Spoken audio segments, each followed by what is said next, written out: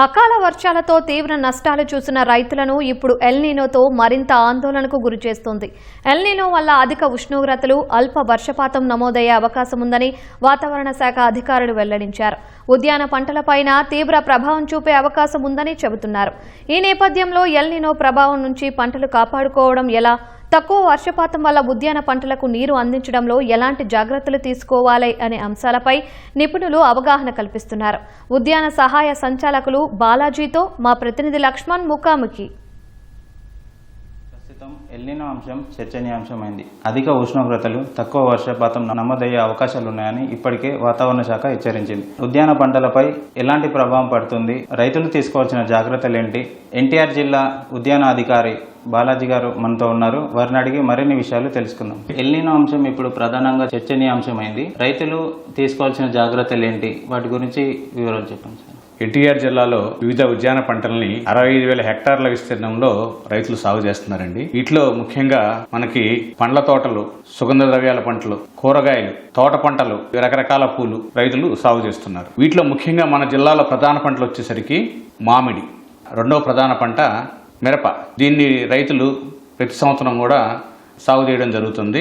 ఖరీఫ్లో రకరకాల కూరగాయలు, అదేవిధంగా కొబ్బరి, ఆయిల్ పామ్, కోకో ఇటువంటి తోట పంటలు రైతులు ఎక్కువగా సాగు చేస్తున్నారు. సంప్రదాయ పంటలతో పోల్చితే ఉద్యాన పంటలకి కాస్త ఎక్కువ నీటిని అందించాలి. ఈ ఎల్నినో వల్ల భూగర్భ జలాలు తగ్గడం గానీ, ఈ టైంలో రైతులు ఎలాంటి జాగ్రత్తలు తీసుకోవాలి, నీరు ఎలా అందించాలి? ఈ ఎల్నినో అనే ఫలితము మనకి ఎక్కువగా రాబోతుంది కాబట్టి రైతాంగానంతా కూడా జాగ్రత్తలు తీసుకోవాల్సిందిగా స్పష్టమైన ఆదేశాలు ఉన్నాయి. ఎందుకంటే మనకి ఏదైతే ఈ ఎల్నినో అంటున్నారో నైరుతి రుతుపవనాలు కాలంలో మనకి ఎక్కువగా వస్తుంది కాబట్టి వర్షపాతం అనేది బాగా తక్కువగా ఉంటుంది, ఉష్ణోగ్రతలు ఎక్కువగా ఉంటాయి, ఆ తర్వాత వేడిగాళ్ళు కూడా మనకి ఎక్కువగా ఉంటాయి.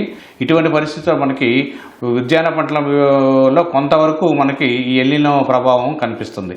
పండ్ల తోటలు ఈ ఎన్టీఆర్ జిల్లాలో వచ్చేసరికి దాదాపు అన్ని ప్రాంతాల్లో కూడా బోర్ల కింద మనకి సాగులో ఉన్నాయన్నమాట. వర్షాభావాల పరిస్థితుల వల్ల మనకి బోర్లో ఏదైతే ఉందో మనకి నీటి మట్టం అనేది కిందకి వెళ్ళడం జరుగుతుంది. బోర్ నుంచి వచ్చే వాటర్ డిశ్చార్జ్ కూడా మనకి తగ్గుతుంది అనమాట. చాలా వరకు జిల్లాల పండ్ల తోటల్లో మనం డ్రిప్ ఇరిగేషన్ పద్ధతిలో సాగు చేస్తున్నాము. ఉన్న నీటిని కూడా మనం సమర్థవంతంగా ఆ తర్వాత పొదుపుగా కూడా వినియోగించుకోగలుగుతున్నాము. కూరగాయ పంటలు మరియు తర్వాత ఈ పూల పంటలు రైతులు కొద్దిగా ముందుకు రావడానికి అవకాశం తగ్గుతుంది అనమాట ఈ పంటలు సాగు చేయడానికి.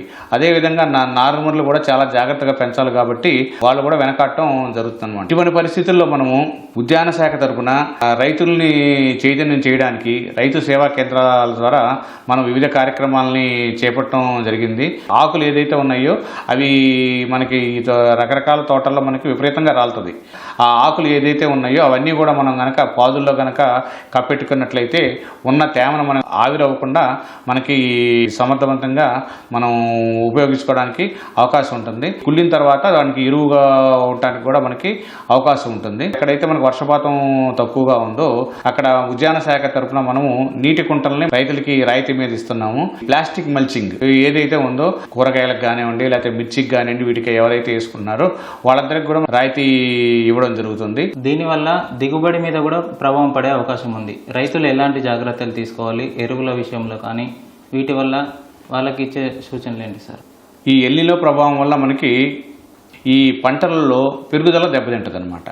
తర్వాత ఏదైతే వస్తుందో పూత ఉంటుందో ఆ పూతలో సంపర్కం జరగకుండా మనకి పూత ఎండిపోవడం జరుగుతుంది అనమాట. ఈ కొంతవరకు ఎప్పుడైతే ఎండిపోవడం జరుగుతుందో మనకి దీని మీద దిగుబడుల మీద ప్రభావం చూపుతుంది అనమాట. పరిస్థితి మనం రాకుండా చూసుకోవాలంటే బిందు సేద్యం కానివ్వండి, మల్చింగ్ కానివ్వండి, ఈ పద్ధతులు ఉపయోగించుకోవచ్చు. మన తోటలో పడిన వర్షం అంతా కూడా నీరంతా కూడా మన తోటలో ఇంకేటట్టు కూడా తోట చుట్టూరు గనక మనం గనక కందకాలు తీసుకున్నట్లయితే మన భూగర్భ జలాలు పెరగడానికి ఎంతైనా అవకాశం ఉంటుంది. రైతులు తర్వాత రసాయనిక ఎరువులు ఎక్కువగా ఉపయోగించుకోకుండా ఏదైతే ఏదైతే సహజసిద్ధమైన ఎరువులు ఉన్నాయో వాడుకోవాలి. రైతులందరూ కూడా ఈ సహజసిద్ధమైన పద్ధతులు ఉన్నాయో అవన్నీ కూడా పాటించుకుంటే మనం కొంతవరకు ఈ ఎల్నినో బారి నుంచి మన ఉద్యాన పంటల్ని సంరక్షించుకోవచ్చు. కొత్తగా ఉద్యాన పంటల వైపు మళ్ళీ రైతులకు ఈ ఎల్నినో ప్రభావం వల్ల పంటల వైపు రాకుండా ఆపే అవకాశం ఉందా, లేకపోతే అంటే వాళ్ళకి ఏమైనా జాగ్రత్తలు సూచనలు ఇచ్చి ఈ పంటల వైపు ప్రోత్సహించవచ్చా? ఈ ప్రభావం తాత్కాలికమేనండి. ఎంత మాత్రం కూడా ఉద్యాన పంటల్ని సాగు చేయడానికి మనం